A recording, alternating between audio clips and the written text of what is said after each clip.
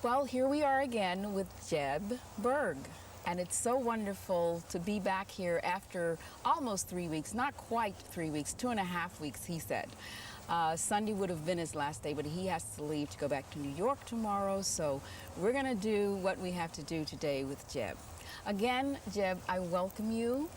Well, I lost somewhere between 10 and 12 pounds, for starters. Oh, that's going to excite everybody to begin with. Well, I figured that's why I started with it. Yes. Well, I've had at least 3 minor miracles. The first one is the ankle on my left leg. I'd broken that very badly about 19 years ago. And ever since then, I've been plagued with really sudden, extreme pain in it. So I could be walking along and all of a sudden the ankle would go out. They have an exercise here that they do on something they call a rebounder, which is a little circular trampoline. And the point of doing that 20 minutes a day is that gives you lymphatic massage. At any rate, I had sort of avoided this. Then one day I went in there, nothing else to do, and I saw the machine and I asked one of the young ladies there, what do I do with this? She said, you bounce on it for 20 minutes. So I bounced on it for 10 minutes, got bored, and the next morning I woke up, and as my feet hit the floor, I start walking and I notice something's missing. The pain was missing. I mean, totally gone. I had been living with a number of pains in toes and on both feet, but most specifically, a huge pain in my left ankle. That's all gone right now. That's one minor miracle. Minor miracle number 2 is for a few years now, my eyes have been getting progressively more and more bloodshot. It looked like I had a low-grade case of conjunctivitis. Now my eyes are almost completely clear. The third one it regards exercise. I have always enjoyed doing a bit of exercise. Now, over the last few years, I haven't really been able to do very many sit-ups. I'm getting increasing paunch as a result of that. But I couldn't do very many sit-ups because after doing about 30 or 35, I'd start to get really extreme pain in my lower back. No pain in my back. A little bit of stomach discomfort. The next 2 times I went, it was I was doing 3 sets of 150 with no back pain then or later. So 3 minor miracles. And the other one is I've lost somewhere between 10 and 12 pounds right now. Oh, that's very... Actually, I can keep going. In speaking with Anna Maria, we were doing the blood comparisons, and the most obvious difference is the cholesterol has gone from, I believe it was 214 down to 163, thereabouts. Well, this is all very impressive, and certainly, as you call them, miracles, minor miracles. When you first came here, I don't know that we got that on camera, but you said something about, I guess because of your line of work and seeing so many hoaxes and people pretending to be that which they weren't in reality. So you were rather cynical, were you not? Certainly cynical, a little skeptical. I am less cynical. I am less skeptical now. The people they have here are some of the best communicators I've ever seen, and I've spent the last 25, 28 years watching people do their best to communicate, and they've got a very good crew here. They field the questions very well, and nobody really asks a stupid question, and it works. Well, that's, I think, saying a lot for the Institute. What would you say to someone who was in the same situation as you with the cynicism or the skepticism, if they would have any ailment or anything? I mean, just from what you've described to us, what would you say to someone who might be thinking of coming or maybe says, oh, forget that, I wouldn't go? Would you have any advice for anyone like that? I guess the advice that I would have for anybody contemplating something like this is, make sure you've tried the other things first. Do it, see how it works, and then try this. But the key to doing anything and getting good results is to, look at that guy. I'm sorry. He was just sneaking up on us. We have a visitor. Look at the complexion on that duck. Did your complexion look like that when you got here, or was it the duck juice? What is that? See, this duck has been swimming in unfiltered water. Well, with the minor miracles that you've had, and we talked about the skepticism and the cynicism that you had when you came here at Hippocrates, what do you think would be your advice to someone who might be considering a visit to Hippocrates, or maybe not considering? Maybe they're thinking, well, yeah, I hear some good things, but it's not for me. What would be your advice to someone contemplating or not? Well, if somebody says that it's not for them, I would say, well, what is for you? You know, what have you tried? What are you looking for? Mm-hmm. And it's probably going to be that they're looking for a bit of a miracle. Miracles don't just happen. Whether you're coming to Hippocrates or whether you're learning to fly an airplane, you have to go by the steps. You have to do it step by step. Do what the instructor says. Do what the people say. You know, as another pretty successful institution says, work the program. The program works.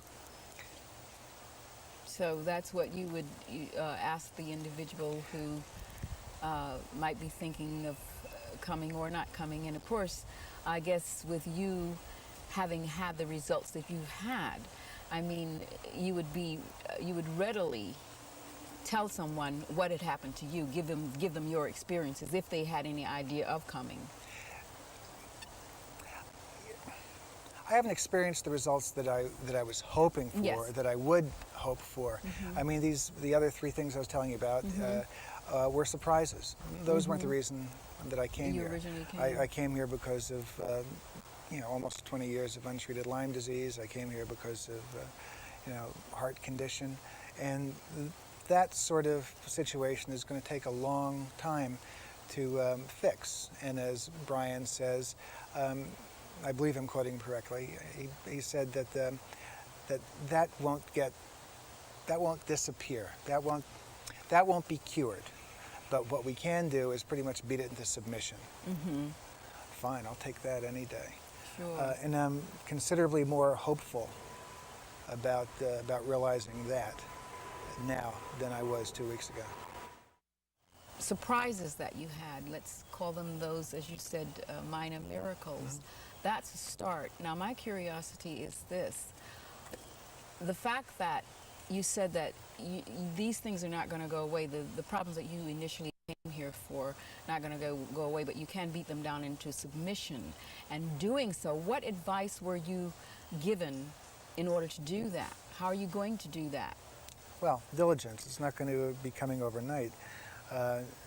There are a lot of things I have to do. I mean, it's eating properly, it's getting exercise. It's all the common sense stuff for a good life. Mm-hmm. You know, both you know, psychologically, emotionally, physically, and with the food.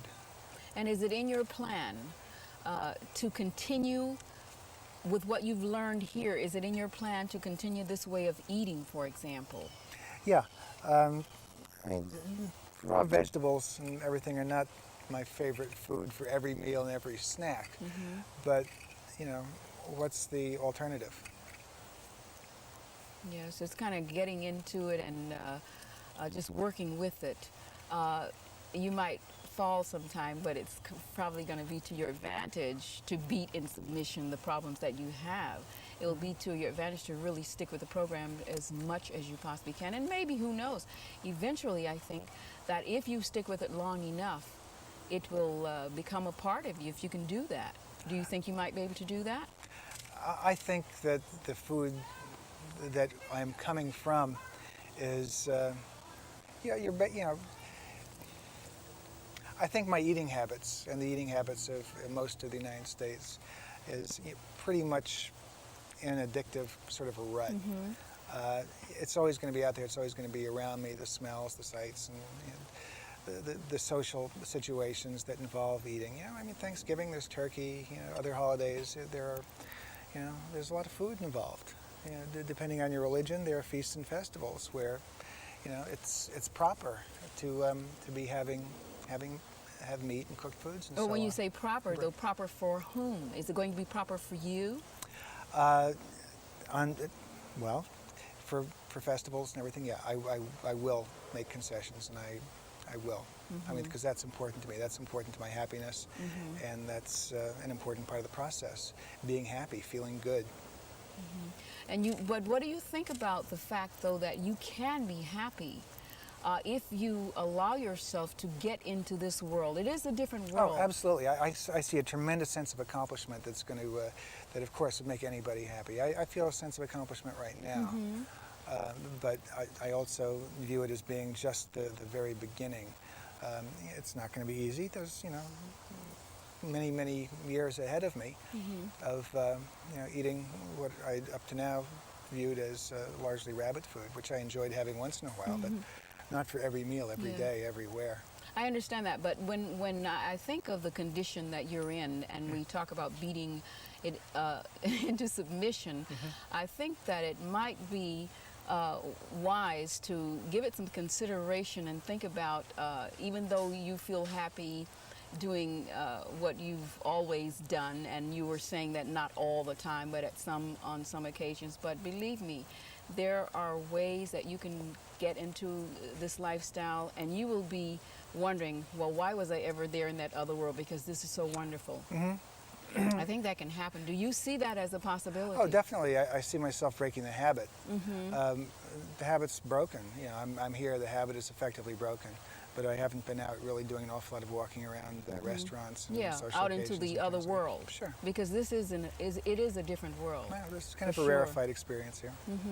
What do you think as far as home life is concerned? You go back and your wife is going to be there, and see, what you said earlier was certain occasions. But what do you think when you're around every day? You're going to be into this, so you're really going to have to get into a frame of mind. You have to get it together psychologically first, don't you think, before you can even begin to think about being in this world that you're into right now. You haven't been to restaurants or around your family or anything. Well, how do you think that's going to affect your everyday life? As far as home is concerned, I'm probably pretty fortunate.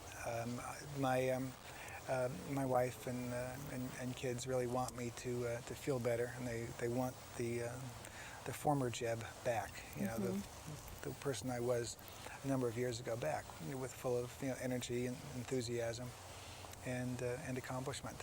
And for them, it's no real big imposition to help me out with in trying to maintain what I've learned here.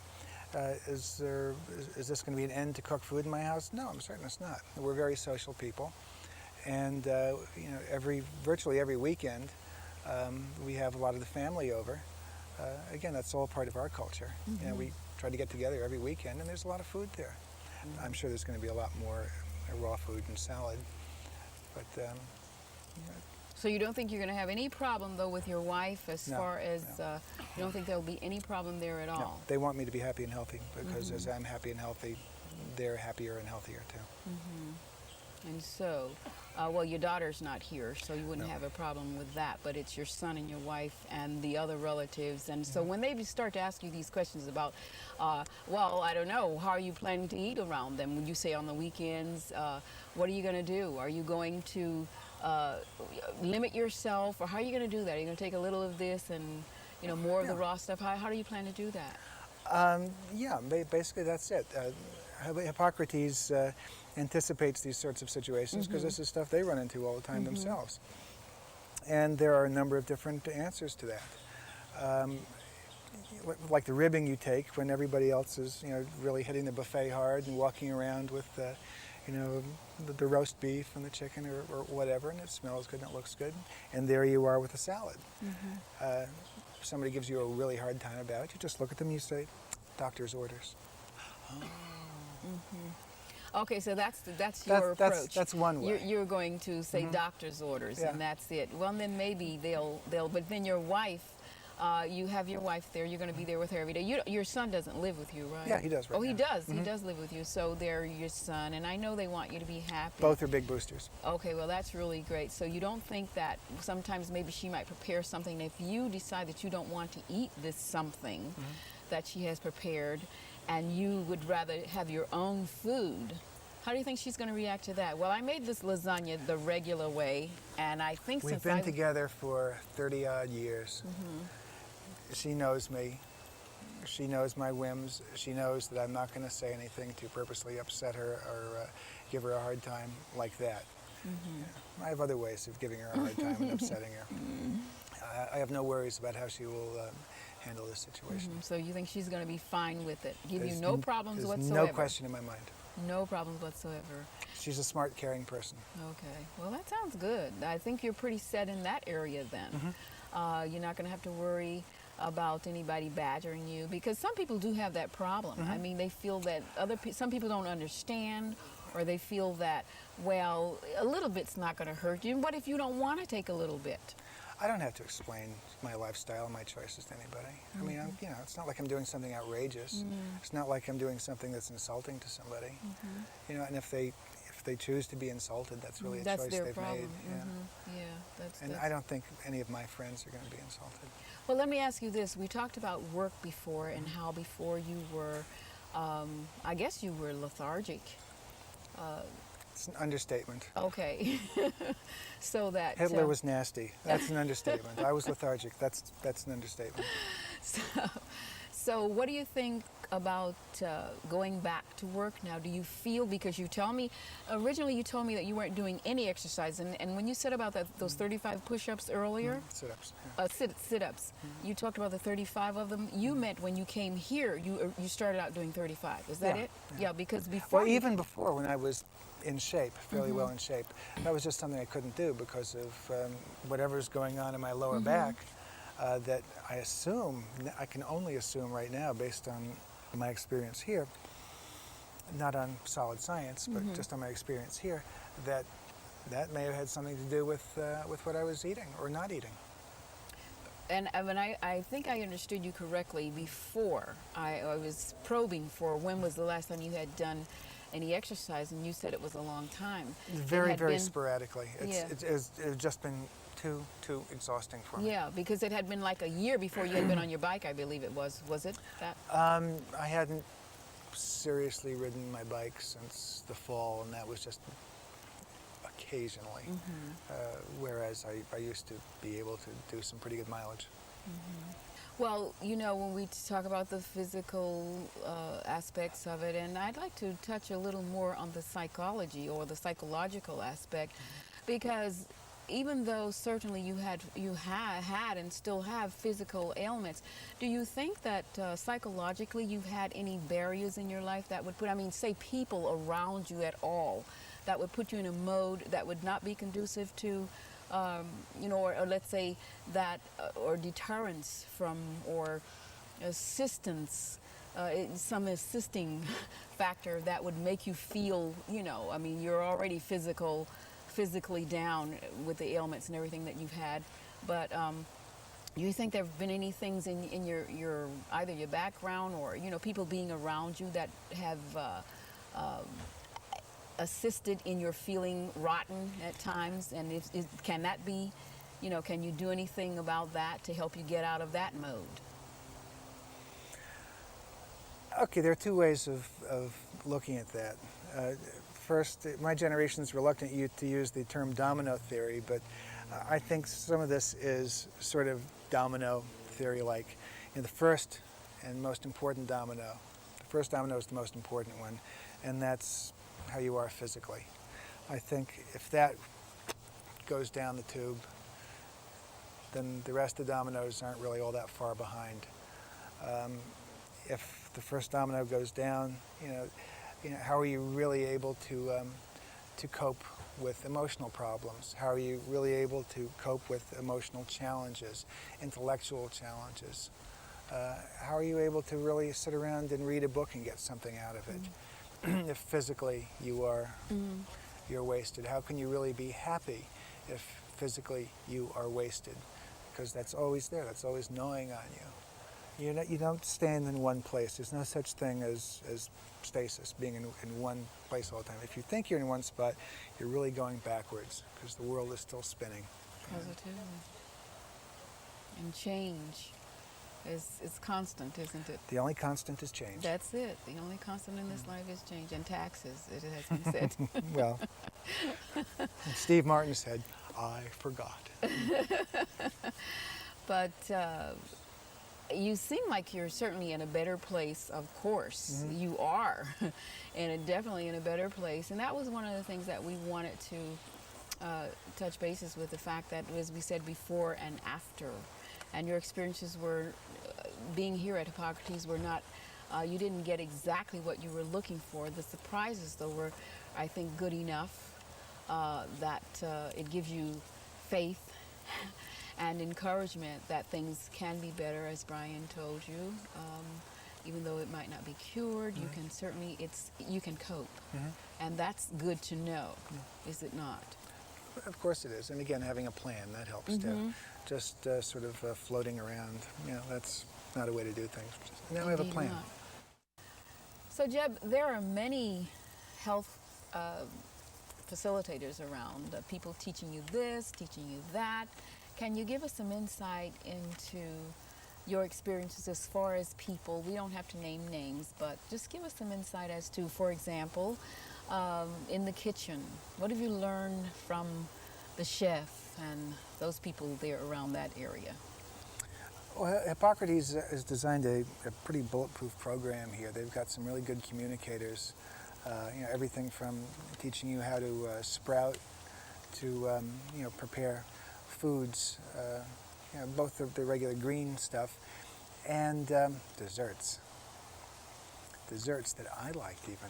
Okay, there's no chocolate involved, but what you can do with a processor and some dehydrated pecans and some seeded dates, it's just amazing. You just drop the dates in there, you get a nice little mush out of it, take it out, put it in a bowl, drop in some dehydrated pecans, just a little bit, and you mix that all together, and it is a delicious treat. So that's something you can have instead of when you have these special affairs that you spoke of, these gatherings. That's something you can have. Yeah. And you know what would be great? To introduce the outside world to your world. Wouldn't that be lovely? Sure, bit by bit. I mean, that's all. Yeah, you don't want to force anyone in. That's all part of the Hippocrates plan too. Oh, is it? You don't have to be beating people over the head. No, you don't. Evangelist, missionary fashion. Make some stuff available. Even like for your kids, if they're used to McDonald's, slowly introduce things like veggie burgers.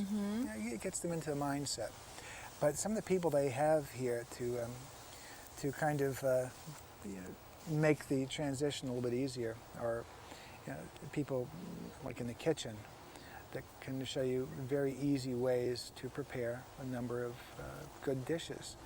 And they do this without overpowering you with a lot of what for me is kind of involved scientific mumbo-jumbo. But for me, reading a cookbook is scientific mumbo-jumbo. Saute this and so on and that. And they demystify a lot of that process. And you don't feel like an idiot asking questions. What about equipment? Are you planning to get like a champion, or you probably already have blenders? Equipment is pretty basic. Yeah, it's going to cost a bit for most people to get started.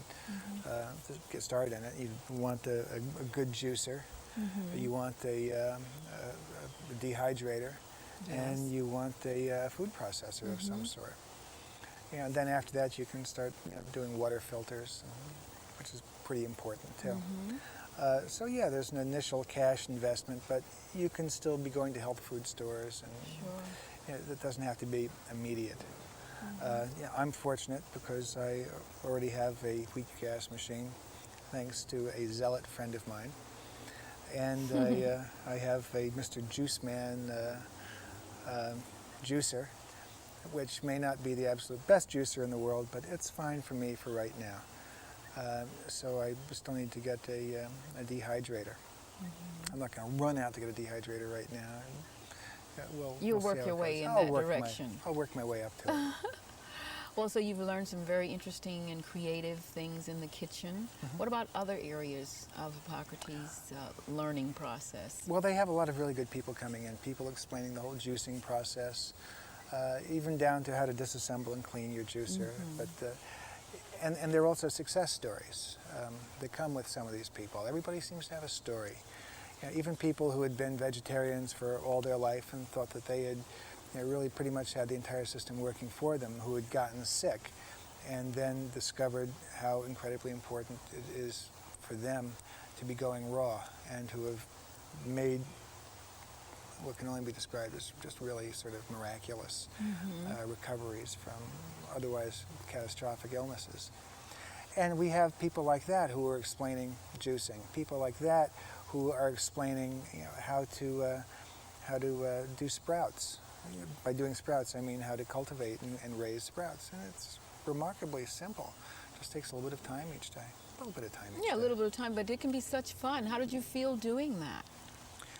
I'm not really into doing things like that, but at least now it's less of a mysterious and foreboding process for me. And it can get to be fun if you just, give it a shot and do it. And, yeah, if you like this. Yeah, I mean, but see, you can grow to like it because watching a seed grow, I think, is miraculous. It's wonderful. Without a doubt, it's a miracle. So that, do that, get into it, and you're going to be doing those buckwheat, you're going to be doing buckwheat lettuce and sunflower greens and wheatgrass and all of that. Well, for me, it starts, I think, with sunflower sprouts, then broccoli sprouts, and then like radish sprouts, and then it'll start going. Yeah, in other words, you're saying that you want to do the indoor stuff. Well, you can do that indoors too. I mean, Sure.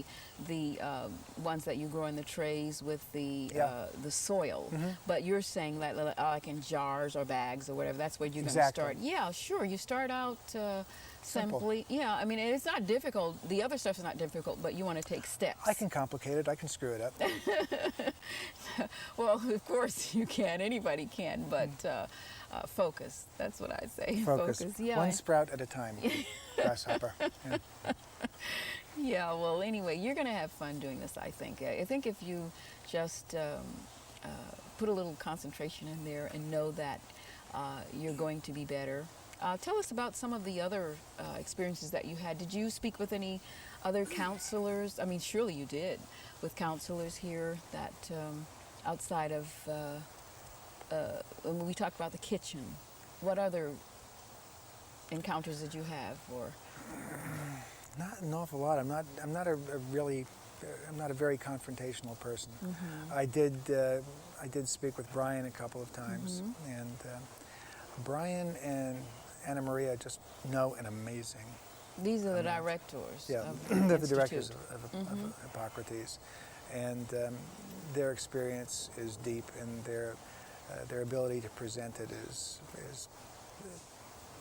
pretty impressive. I mean, if I can feel good about what I'm hearing, then just about anybody can. Yeah. Because you did start out with some reservations as to what it was going to be like. I remember that in the first interview. And if they're not certain about something, they'll say they're not certain about that. And be honest. Brian will say, I think you need to ask Anna Maria about that. Anna Maria will say, I think you need to ask Brian about that. Well, that's good, and that lets you know that they're not giving you any hogwash. Right. I've heard someone say that. And they're not afraid to. They recognize that they have to progress. That sometimes they learn something that kind of negates some old common wisdom, and they have no problem moving on after that. Did you have any colonics while you were here? Yes, I had a colonic while I was here. Yes. Do we want to talk about that? Yes, we'd love to talk about that. Colonics. I was so happy to see that I wasn't scheduled for something like that. I thought this was going to be a situation where you must have a colonic. It may have been. Maybe I could have dodged the bullet if I'd wanted to. Well, but, surely you could have. Yeah. Well, yeah, sure. I'm a You grown don't up. They have can't to. make me do That's right, it. Nobody's going to hold me down and make me do No it. one's holding a gun to your head. Okay, something really perverse happened. I found myself wanting to have done a colonic. I didn't want to leave here knowing that there was some stone that was left unturned here. So I went and did it. And there were a couple of things that made it notable. First and foremost was it wasn't painful. It was not humiliating. The operator here was a very nice fellow, very calming, very relaxing, and a good sense of humor. I mean, you have to have a sense of humor to be able to meet a total stranger and then do something like that to them. So, okay, it was not painful. and it worked. I mean, I came here with pretty good set of genetics, and there was not an awful lot of really vile yuck that had been deeply hidden within the bowels of Jeb. But you had one colonic, is that I what you had? had one colonic, and they got a little bit of yuck out. Well, see, you understand what happens, though. The most recent is what relieves itself. Yeah. You understand that? And then we go back and back and back. What are we saying? Well, I'm saying that there are years of buildup in your colon. So Yeah, what are we saying? So that I'm saying that you need more than one colonic to make that statement. So how many are we saying? Was there any other individual that you met with that gave you some insight into the way you should be living on a daily basis? That's about the extent of the. Okay, so those are the people with whom you met, Brian and Anna Maria, the directors, the colonic operator, the kitchen. Yeah, and the other speakers, the people demonstrating machines and things like the sprouting and. About how many water speakers filters. would you say you came in contact with? Half a dozen or so different Half a ones, dozen? And so they were talking about the machines, the operating of the machines. Yeah, machines and the philosophy of things, and I didn't go to all of the things. Some of the things I didn't go to because I was already familiar with them, like acupuncture. I'm familiar with that, and that had been the only thing that would help my my back feel better in the past when I'd been doing the sit-ups or sprained it some way somehow. Painkillers didn't work, massage didn't work, acupuncture worked. And didn't you say that helped you with smoking as well? Yeah, acupuncture certainly helped me to quit smoking. So you didn't see any of those? No, and some of what I call New Age crap, I kind of steered clear of. Not for me. Yeah, maybe sometime down the line it will be. Yeah, but, sure. Just because it's not today doesn't mean that it won't be tomorrow. As we said, the only thing that's constant is change. Right. So you might go in that direction Right. at a later time, and maybe you won't, and that's okay too. You don't have to experience everything. And some of the retro stuff, like it's group therapy, which to me is sort of 60s encounter group. Perhaps if it was to happen on the last day of being here, I would go for it, but I don't want to go into a group and spill my guts in front of a bunch of people I don't know, and then have to face those people for the next 20 days. Yeah, and that's not for you. Some people are very comfortable with that, but the environment. Oh man, some people here love it. Yeah, but the environment is such that, I mean, it's up to you. Like you said, nobody's putting a gun to your head. No, you can do what you want to exactly. do. That which you want to do is here for you, and that which you don't want to do, you exclude it. But my advice would be, before you absolutely decide not to do something, really think about what it is that you don't want to do. Because you can always get up and walk out. Yeah, sure. And you might get something Right. out of it by being there. They have a facility over here for church, don't they? I don't know. I don't go to church. Okay, that was my question. Did you get involved in that at all? No, so okay. No, I'm Jewish. Oh yeah, okay. Well, the synagogue, they didn't have a synagogue, so you'd be excluded in that area. But I think what it is, I don't think they focus on any one religion. I mean, it's just No, they have that place there, so you can do whatever you want to there do. certainly is a. So that could have been your synagogue. Yeah, really. well, there's a focus on spirituality. There's a focus on monotheism, and there's respect for other religions. I mean, it's not something that's avoided at all. It's something that's brought up by certain people rather constantly, but not in the sense that I mean, there's nothing evangelical about like a specific religion. When you say certain people, what do you mean? The guest or? No, certainly Brian. Certainly something like this. Certainly, God is very important to Brian, and he feels that's. I believe he feels that's a large part of the success that he enjoys in his own personal life, and He feels blessed. Yeah, and he likes to make. I think he feels that other people should be aware of God, and that they're not, walking around on this rock alone. Well, certainly your experience has been, as we had hoped that it would be, in your skepticism or whatever it is that you had when you came. I was certainly sure that you would have some good results, and even though they may not have been the results that you sought, you did come away. You're not skeptical about the situation now. Here at Hippocrates, you know that the people are willing to do whatever they can to assist you and not badger you, to make you comfortable. I think this is what I get from the essence of what you've said. And so that it's been, I should think, an educational experience for you. Would you say that? Educational, uplifting.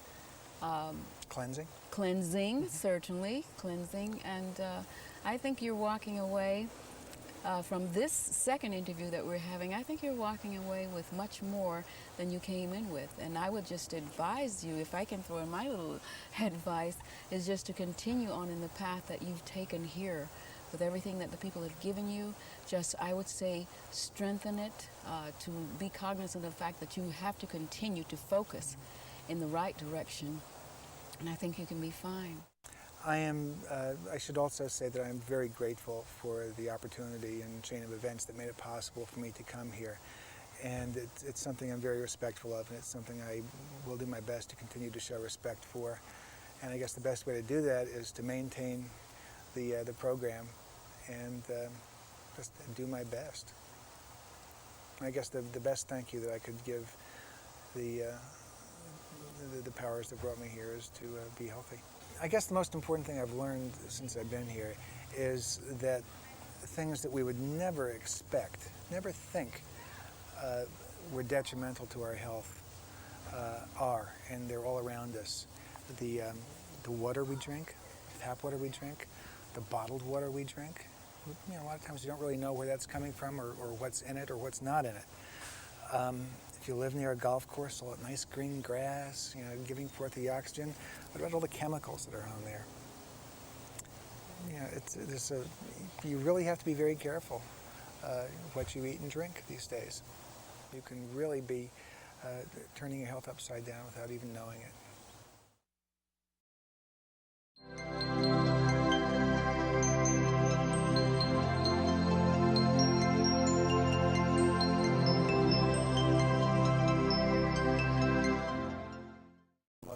Completely clear. The third one it regards exercise. I have always enjoyed doing a bit of exercise. Now, over the last few years, I haven't really been able to do very many sit-ups, getting increasing paunch as a result of that. But I couldn't do very many sit-ups because after doing about 30 or 35, I'd start to get really extreme pain in my lower back. No pain in my back. You know, a little bit of stomach discomfort. The next two times I went, it was I was doing 3 sets of 150 with no back pain then or later. So 3 minor miracles. And well, I figured that's why I started with it. Yes. Well, I've had at least 3 minor miracles. The first one is the ankle on my left leg. I'd broken that very badly about 19 years ago. And ever since then, I've been plagued with really sudden, extreme pain in it. So I could be walking along and all of a sudden the ankle would go out. They have an exercise here that they do on something they call a rebounder, which is a little circular trampoline. And the point of doing that 20 minutes a day is that gives you lymphatic massage. At any rate, I had sort of avoided this. Then one day I went in there, nothing else to do, and I saw the machine and I asked one of the young ladies.